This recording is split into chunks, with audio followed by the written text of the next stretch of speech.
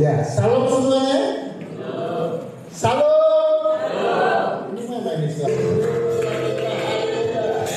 Iya, caranya ini. Salam. Baik Bapak Ibu dan saudara-saudara sekalian.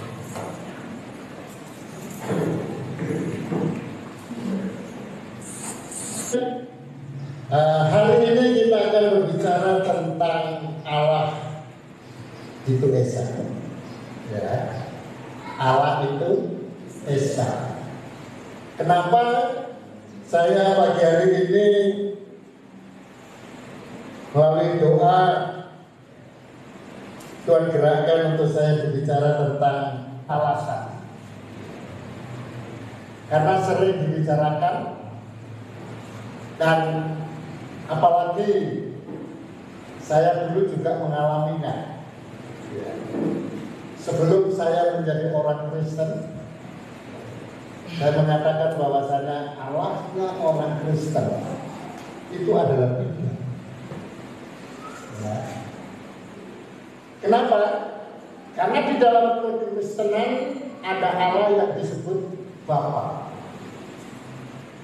Ada Allah yang disebut Yesus Kristus. Ya. Makanya orang Kristen mengatakan Tuhan Yesus Kristus, ya, atau Allah Sang Putra. Dan ada Allah Roh Kudus. Ya. Dan kita punya yang namanya kita sebut Yesus Kristus, saudara yang kasih, ya, itu sulit untuk bisa memahami. Masa Yesus Kristus yang pernah lahir di dunia, dan itu tidak hanya tertulis di dalam Alkitab, tapi juga tertulis di dalam kitab suci yang lain. Dan itu benar-benar lahirannya itu ada. Ya. Lalu kemudian pada masa berada di dalam dunia, Yesus Kristus itu yang dilahirkan. Kalau menurut kalender Yahudi, ya, itu 3 atau 4 tahun sebelum Nol. Ya. Tapi untuk memudahkannya seringkali kita membulatkannya. Ya. Yesus Kristus itu lahir pada tahun 00, ya, supaya itu memudahkannya. Ya. Makanya nanti kalau kita itu Natalan, ya, Natalan ataupun Maulid, ya, saudara-saudaraku yang kasih, itu kita akan peringati untuk tahun 2023, ya kan? Kita menuliskan di sepatu itu kan, ya, Selamat Natal, ya, biasanya 25 Desember tahun 2023, ya kan? Nah lalu kemudian Selamat Tahun Baru 2024. Ya. Nah, saudaraku, di situ kita tulis 2023. Itu menandakan, ya, kita memperingati, ya, ulang tahunnya Tuhan Yesus itu 2023 tahun yang lalu. Ya, ulang tahunnya yang kasih. Nah, supaya memudahkan saja Bapak Ibu dan saudara sekalian. Oke, ya. Nah, itu sebabnya orang akan sulit melihat jejak daripada Yesus Kristus yang dikenal juga sebagai Isa Al-Masih. Saudara-saudaraku yang kasih, itu telah dunia ketahui. Ya, dunia ketahui. Yesus bisa menyembuhkan orang yang sakit. Yesus bisa membuat air anggur, air biasa menjadi air anggur. Ya. Lalu kemudian Yesus disalibkan, Yesus dimakamkan atau dikuburkan. Lalu kemudian Yesus dibangkitkan. Ya. Lalu kemudian Yesus naik ke surga. Ya. Berarti itu semua ada di dalam kalender. Ya. Menyatakan bahwasanya itu benar-benar terjadi, benar-benar ada. Yesus itu benar-benar ada. Lalu kemudian kalau dikatakan Yesus itu adalah Tuhan, nah ini yang susah. Masa kok manusia Tuhan? Dan lain sebagainya. Ya, nah itulah sebabnya saudara-saudaraku yang kasih, hari ini saya berbicara tentang Allah itu Esa. Ya. Nah, kita nanti akan juga melihat apakah benar Yesus itu adalah Allah. Ya. Yang Esa itu. Ya. Kan Esa itu artinya satu. Esa itu artinya satu ya, bukan dua apalagi tiga. Lalu kita baca di dalam 1 Timotius pada pasal yang ke-1 ayat yang ke-17. 1 Timotius pada pasal yang ke-1 ayat yang ke-17. Karena ini adalah ayat yang pertama, baiklah kita akan baca dengan bangkit berdiri. Ya. 1 Timotius 1 ayat yang ke-17. Baik, sudah menemukannya. Yang tidak bawa Alkitab bisa melihat di tayangan sana ya. Kita akan baca bersama. 2, 3. Hormat dan kemuliaan sampai selama-lamanya bagi Raja segala zaman, Allah yang kekal, yang tidak nampak, yang Esa. Amin. Silakan duduk. Ya. Lalu saya sebutkan lagi. Hormat dan kemuliaan sampai selama-lamanya bagi Raja segala zaman, Allah yang kekal, yang tidak nampak, yang Esa. Ya, suatu di sini dengan jelas mengatakan surat daripada Timotius yang hari ini ditujukan kepada kita. Suratku, Allah kita bukan dua atau bukan tiga yang seringkali dituduhkan oleh orang-orang yang tidak mengenal Dia. Tapi kita yang mengenal Dia, Allah kita itu adalah Esa. Ya.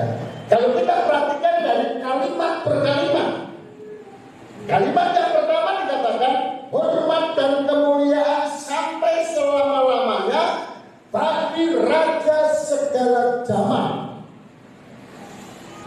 Saudaraku, adakah saudara pernah melihat ada seorang raja ya, yang kerajaannya, yang kekuasaannya itu berlaku dari zaman ke zaman?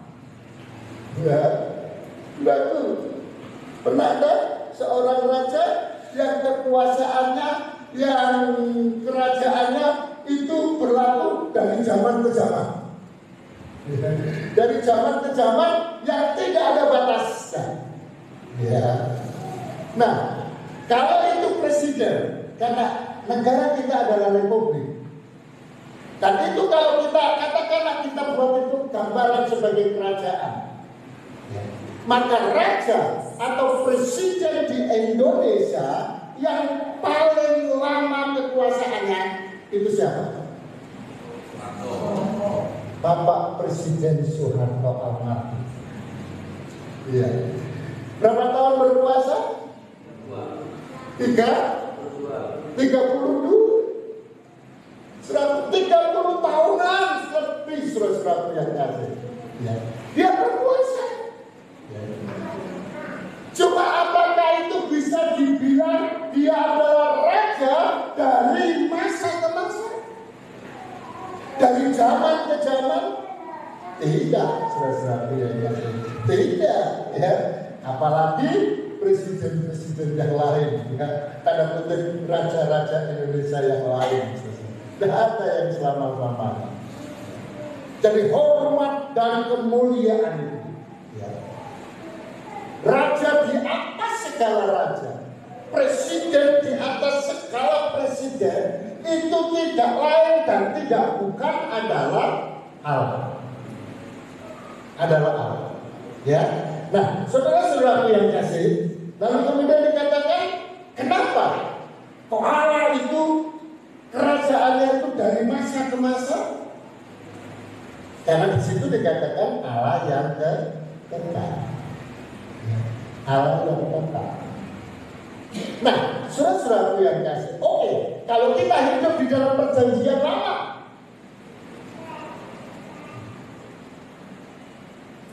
maka kekekalan kerajaan Allah, raja di atas raja itu memimpin, itu nampak, saudara-saudaraku yang kasih.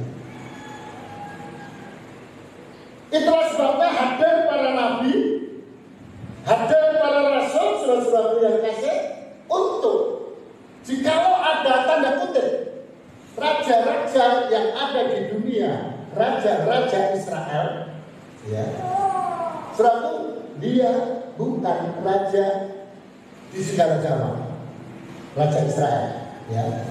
Itulah sebabnya ketika dia meminta petunjuk, contohnya seperti Daud,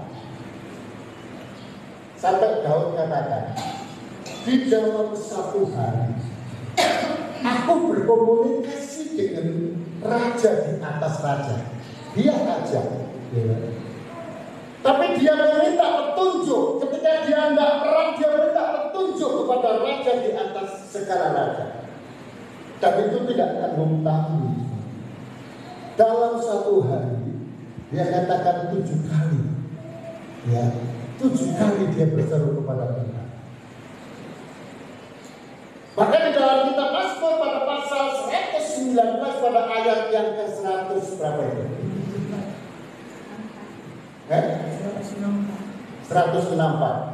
164 itu dikatakan, ya Tuhan 7 kali, ya, aku berseru kepadamu, 7 kali aku memuji-muji Tuhan, 7 kali aku minta petunjuk kepadamu.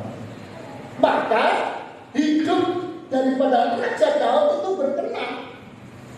Padahal dia adalah raja, dia punya kekuasaan penuh di dunia, ya. Tapi dia merasakan ada raja di atas aku. Itulah Allah kita, ya. Bahkan itu dunia perjanjian lama, ya. Tapi ketika kita masuk dalam dunia perjanjian baru, saudara yang kasih, yang dimana Allah sendiri yang telah mengosongkan dirinya, lalu kemudian dia tinggalkan surga, lalu kemudian turun ke dalam dunia dan menjadi manusia, tinggal bersama dengan manusia di antara manusia. Itu kelahiran Yesus. Ada dalam perjanjian lama, ada dalam perjanjian baru. Ini nyata, saudara yang kasih. Hanya saja dunia tidak bisa memahaminya. Yesus Allah yang telah menjadi manusia itu kayaknya nggak masuk akal. Karena kehadiran Yesus itu melalui proses biasa, melalui kelahiran. Manusia ini kan sukanya yang aneh-aneh baru dia percaya. Umpamanya Yesus datang, itu Allah datang, ya, dalam bentuk manusia sudah dewasa, ya, sudah besar, ya, lalu turun ke dalam dunia, lalu dia khotbah, ya, lalu dia datang orang yang sakit disembuhkannya, itu baru heran dia. Iya. Padahal sesungguhnya kodrat yang Tuhan ciptakan, yang Tuhan buat, itu harus terjadi mengalir alamiah. Maka kehadiran Allah menjadi manusia melalui proses seperti manusia jadi. Jadi apa? Manusia ada oleh karena proses kelahiran. Makanya diambillah atau dipinjamlah kandungan Maria, lalu lahir Yesus. Pada aslinya Yesus itu adalah Allah. Itulah sebabnya saudara-saudara yang kasih, dengan jelas dikatakan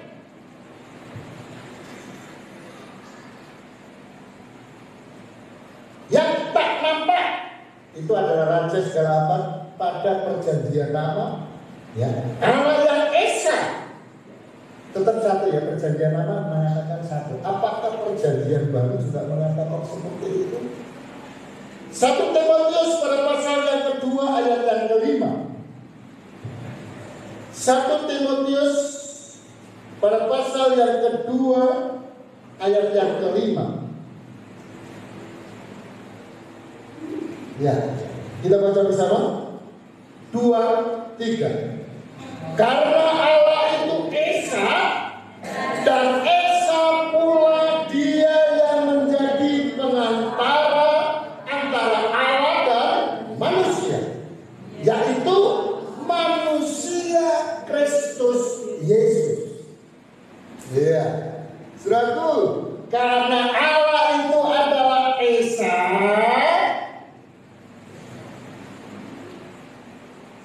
maka atau dan esa pula Dia yang menjadi pengantara antara Allah dan manusia. Disebutkan itu. Siapakah itu pengantara manusia itu? Itu adalah Yesus. Pengantara itu esa, berarti Yesus itu esa. Esa ini berbicara bahwasanya Allah itu satu. Maka ayat ini memberitahukan kepada kita, baik itu Bapa atau Allah itu dan Yesus itu satu, bukan dua pribadi, tapi satu, Bapak Ibu dan Saudara sekalian. Lalu kemudian 1 Korintus pada pasal yang ke-8 ayat 4 bagian B. 1 Korintus pada pasal yang ke-8 ayat 4 bagian B. Ya, kita baca 1 Korintus pada pasal 8 ayat 4 bagian B, dari kalimat tidak ada berhala di dunia. Ya, kita baca 2, 3. Tidak ada berhala di dunia dan tidak ada Allah lain daripada Allah yang esa. Jadi Allah itu esa, tidak ada yang lain. Kalau ada orang menyebut yang lain itu adalah Allah, ya, itu bukan Allah. Dan yang bukan Allah, walaupun orang sebut Allah, itu namanya berhala. Itu namanya berhala.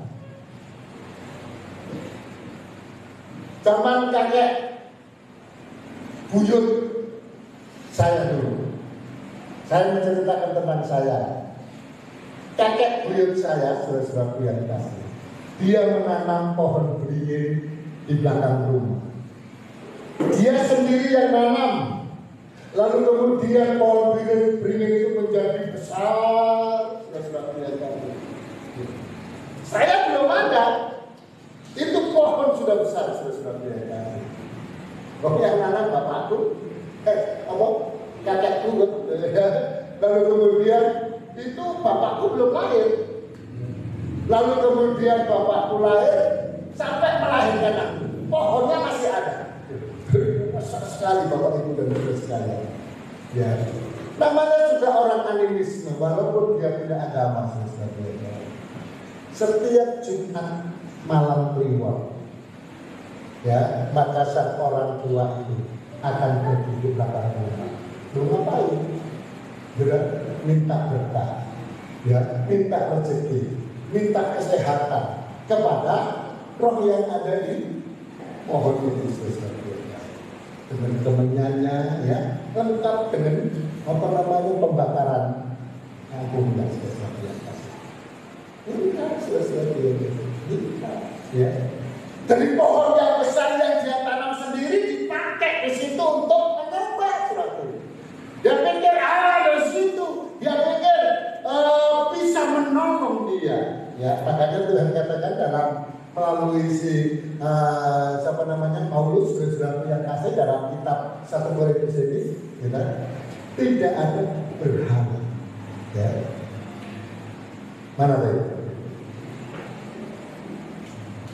Tidak ada berhala di dunia dan tidak ada Allah lain daripada Allah Isa. Padahal Allah yang Isa, ya kan? Itu adalah Yesus. Nah, Bapak Ibu dan saudara-saudara sekalian, kita melihat Allah yang Esa itu, yang adalah Yesus Kristus. Dia berkata di dalam melalui Yohanes, ya, 17 ayat yang ke-11. Yohanes pada pasal yang ke-17 ayat yang ke-24, ayat yang ke-11.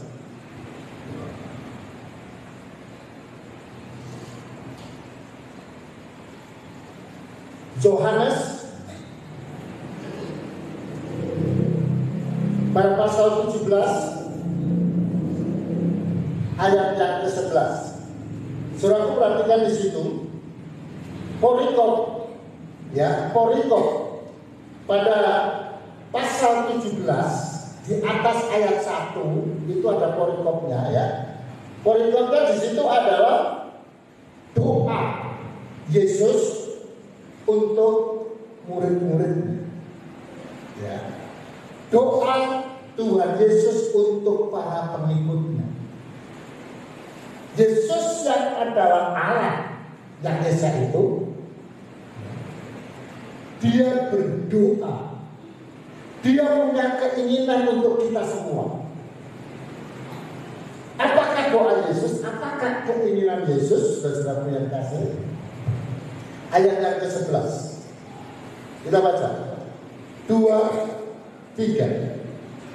Dan aku tidak ada lagi di dalam dunia, tetapi mereka masih ada di dalam dunia, dan aku datang kepadamu, ya Bapa yang kudus, peliharalah mereka dalam namamu, yaitu namamu yang telah engkau berikan kepadaku, supaya mereka menjadi satu sama seperti kita.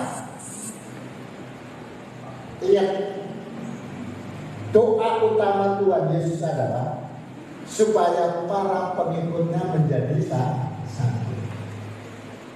Ya, orang percaya itu harusnya bisa menjadi bersatu. Cuma masalahnya, apakah sekarang ini gereja-gereja Tuhan itu bisa bersatu? Seperti saya, Bapak Ibu dan saudara sekalian, kalau di antara gereja-gereja saling menjelekan, ya, ada gereja A, ya, menjelekan gereja B, gereja C menjelekan gereja D, saudara-saudara. Ya, lalu kemudian berkutat, mempengaruhi satu dengan yang lain supaya mengikuti gerejanya, ya, dengan menjelek-jelekan gembala dan lain sebagainya. Itu salah, Bapak Ibu. Kalau kita meresponi Yesus kita, Tuhan kita yang kita sembah, yang kita muliakan, doa utamanya dia adalah supaya kita bersatu. Ya, sudah kira-kira. Ya. Nah, di dalam ayat yang ke-11 tadi itu dengan jelas mengatakan, dan aku tidak ada lagi di dalam dunia, tetapi mereka masih di dalam dunia, dan aku datang kepadamu ya Bapa, kepadamu ya Bapa yang kudus, peliharalah mereka. Ya, jadi Tuhan inginkan kita ini dipelihara oleh Tuhan, kita ini diberkati oleh Tuhan, kita ini dilindungi oleh Tuhan. Sebab sampai segitunya Tuhan kita yang Esa. Ya. Maka jangan tinggalkan ibadah. Ya. Maka jangan tinggalkan persekutuan dengan Tuhan. Itu yang pertama, ya. Tuhan dalam doanya ketika dia supaya umatnya bersatu. Yang pertama, Tuhan pelihara, ya, supaya Tuhan pelihara kita. Ayat yang ke-21 masih pasal yang sama dan surat yang sama. Yohanes 17 ayat 21. Kita baca ayat yang ke-21. 2, 3. Supaya mereka semua menjadi satu, sama seperti Engkau ya Bapa, di dalam aku dan aku di dalam Engkau, agar mereka juga di dalam kita, supaya dunia percaya bahwa Engkau yang telah mengutus aku. Yang kedua, Tuhan inginkan melalui kita dunia itu percaya bahwasanya Yesus itu adalah Allah. Bapa mengutus Yesus untuk menyelamatkan kita. Tuhan inginkan Bapak Ibu dan saudara sekalian, ya, melalui kita orang percaya Yesus itu adalah Tuhan. Loh, bagaimana kita bisa orang ketika melihat kita, cakap-cakap kita, saudara-saudara, lalu kemudian orang memuji Tuhan, ya, luar biasa. Itu karena Tuhannya, karena Yesusnya, ya. Harusnya begitu. Tapi ketika kita punya ucapan, kita punya omongan tidak benar, saudara-saudara yang kasih, keluar hal-hal yang negatif, yang kotor, tiap hari bahkan berbicara kepada anaknya, manggil anaknya kebun binatang semua. Pernah dengar ada orang tua manggil anaknya babi? Anjing, ya. Ada orang yang menyebut begitu, saudara. Itu sungguh keterlaluan. Kalau bukan pengikut Yesus, no problem. Nah, itu urusan dia, saudara yang kasih. Tapi bagi kita orang yang percaya, Tuhan mau di dalam doanya agar melalui kita dunia tahu, tetangga kita tahu, orang Kristen itu begitu baik, ya. Nah, lalu kemudian orang itu tidak mengenal Tuhan, akhirnya dia ikut Tuhan. Cakap kita itu diperhatikan orang lain, Bapak Ibu dan saudara sekalian. Iya. Yang ketiga, Yohanes 17 pada ayat berikutnya, yaitu ayat yang ke-22. Berikutnya, ya, ayat yang ke-22.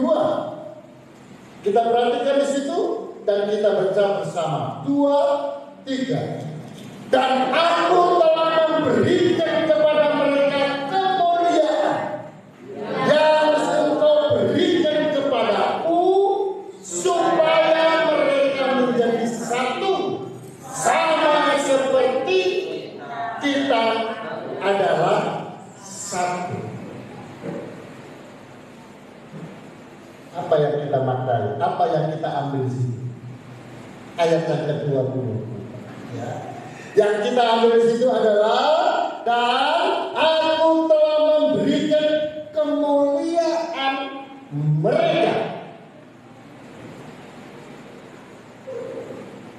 Aku telah memberikan kepada mereka kemuliaan.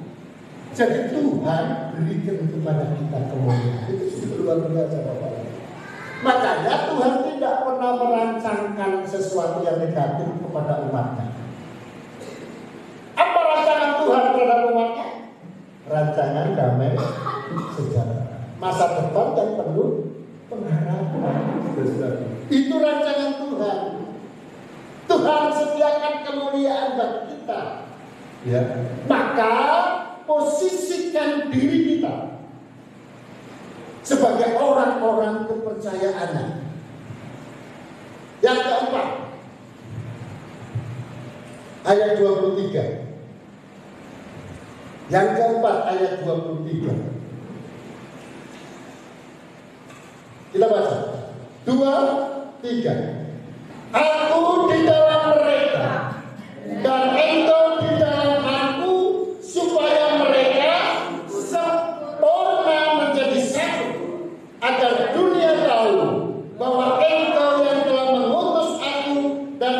engkau mengasihi aku sama seperti engkau mengasihi aku.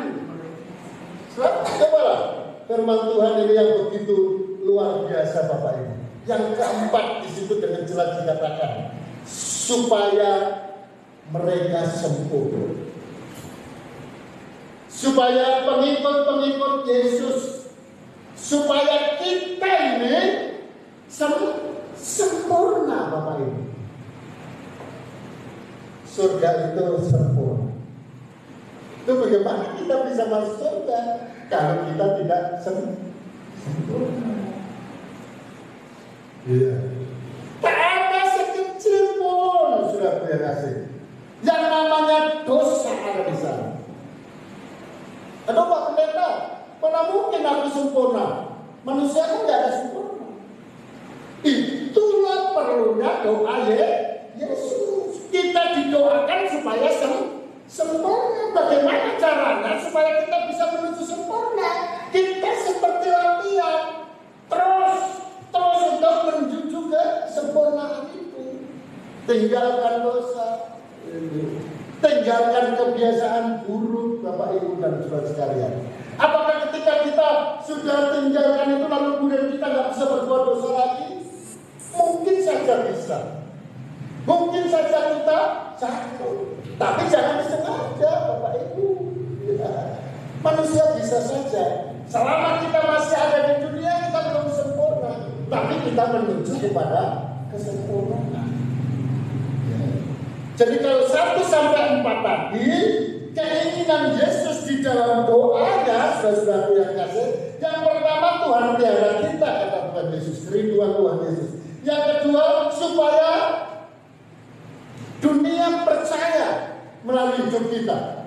Yang ketiga, mendapat kemuliaan, dan yang terakhir itu adalah kita menuju kepada kesempurnaan.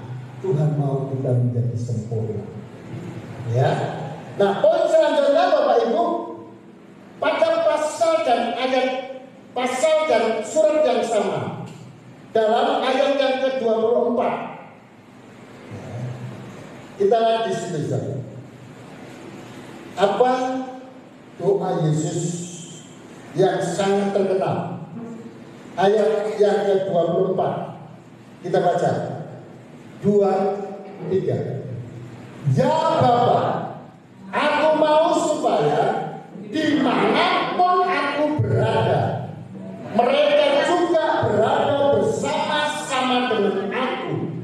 Mereka yang telah Engkau berikan kepadaku, agar mereka memandang kemuliaanku yang telah Engkau berikan kepadaku, sebab Engkau telah mengasihi aku sebelum dunia dijadikan. Ya, saudara-saudara yang kasih, Tuhan nyatakan dalam doa yang sangat terkenal ini, ya, aku mau supaya dimanapun aku berada, mereka berada bersama-sama dengan aku. Dan itu Tuhan buktikan. Tuhan, aku mau dimanapun umatku, aku di situ. Tuhan, aku tidak akan berada jauh daripada umatku. Suatu kala itu Yesus menjadi manusia. Yesus tinggal di antara manusia. Dalam keberadaannya sebagai manusia, maka Tuhan itu dibatasi dengan kemanusiaan. Makanya Tuhan Yesus makan. Makanya Tuhan Yesus ketika jadi manusia minum, lapar, ya, sakit, ya. Halo Bapak Ibu, pernah mendengar, pernah melihat ada ayatnya kan Tuhan Yesus sakit? Halo, ada ayatnya Tuhan Yesus sakit? Halo. Yang namanya manusia bisa saja sakit. Ya. Lalu kemudian pertanyaannya adalah, ketika Yesus menjadi manusia, apakah Yesus juga sakit? Nah, jawabannya Alasannya apa kira-kira? Yesus sakit nggak ya? Kayak wanita, sakit. Kapan kau Yesus sakit? Dicambuk. Ya, betul. Lalu kemudian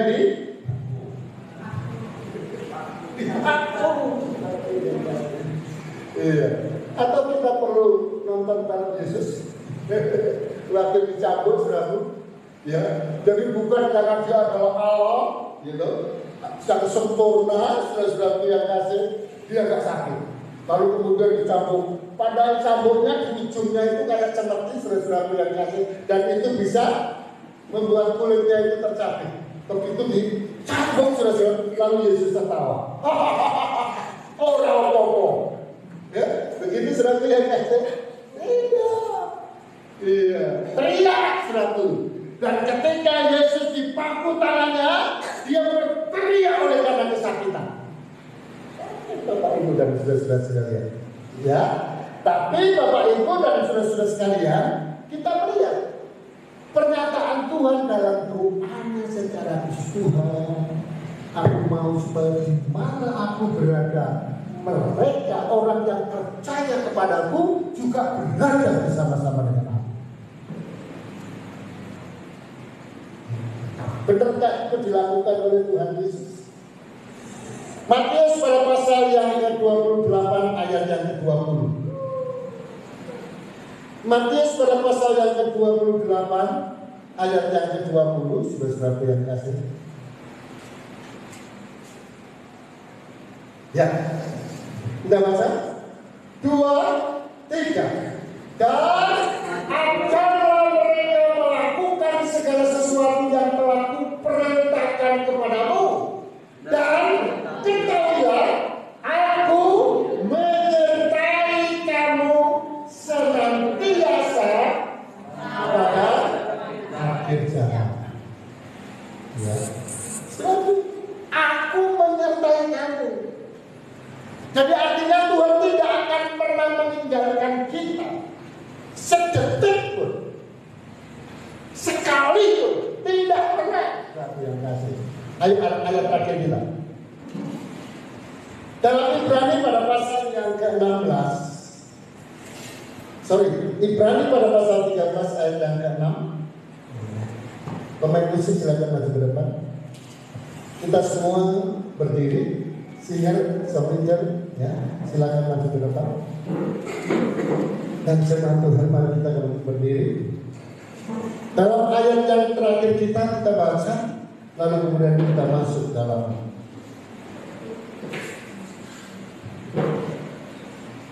ujian dalam doa kita, ya. Ibrani pada pasal yang ke-13 ayat yang ke-5. Kita baca 2, 3. Sebab itu dengan yakin kita berkata, Tuhan adalah penolongku, aku tidak takut.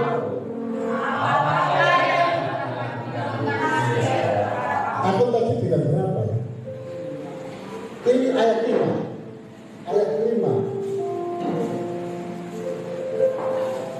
Oh iya, ini.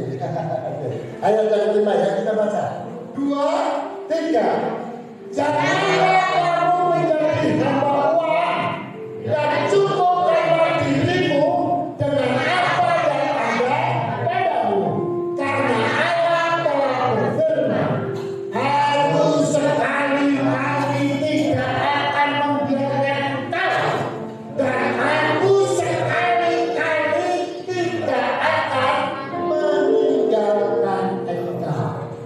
Tundukkan kepala kita, saudara-saudaraku yang kasih. Firman Tuhan yang adalah menceritakan, mengisahkan, mengatakan Yesus Kristus itu adalah Allah yang sebenarnya, Allah yang esa, dan Dia inginkan supaya kita dipelihara, supaya kita melalui kita orang bisa percaya kepada Tuhan Yesus. Kita mendapatkan kemuliaan Tuhan, supaya kita menjadi sempurna dan lebih jauh daripada itu. Tuhan dekat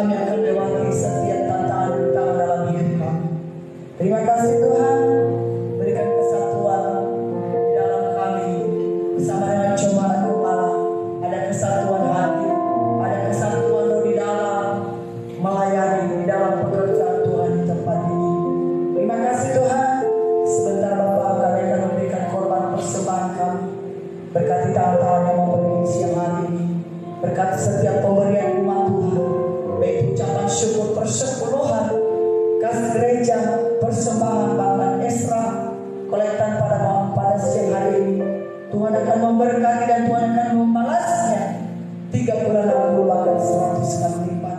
Dan setiap umat Tuhan yang mengembalikan dari Tuhan siang hari ini, Tuhan akan membukakan tingkat-tingkat lagi tercurah di dalam usahanya, dalam pekerjaannya, dalam rumah tangganya akan diberkati berlimpah-limpah. Terima kasih. Dalam nama Yesus kami mengucap syukur. Haleluya, sama-sama kita katakan amin. Silakan duduk Bapak Ibu. Karena dana kita kurang.